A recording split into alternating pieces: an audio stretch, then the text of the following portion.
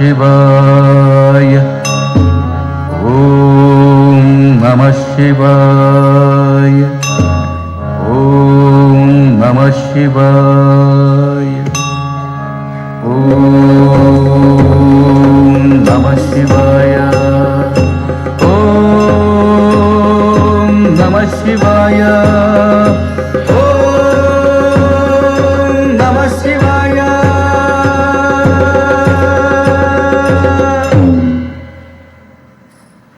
ಗುರುದೇವ, ತಮ್ಮ ಆಗಮನದಿಂದ ಕೃತಾರ್ಥರಾದರು. ವಿಮಲ ಗೌಡ್ರೆ, ಮಹಾದೇವಿಯ ಬಗ್ಗೆ ನೀವೀರ್ವರು ತುಂಬಾ ಚಿಂತೆಗೊಳಗಾಗಿರುವೆ.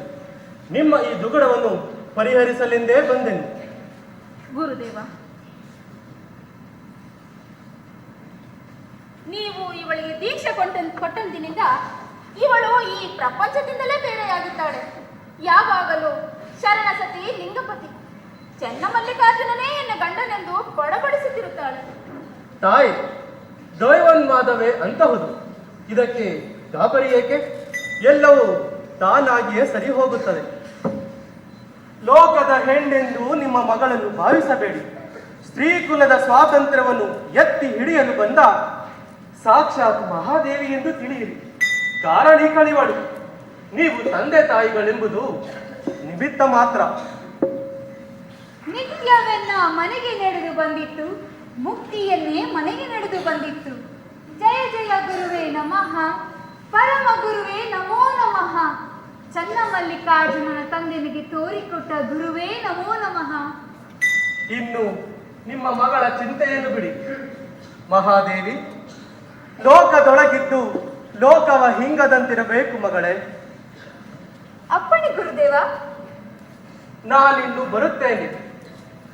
ಗುರು ರೇವಣ ಸಿದ್ಧರಾಳತಿಯಂತೆ ಪ್ರಯಾಣ ಮುಂದುವರಿಸಬೇಕಾಗಿದೆ.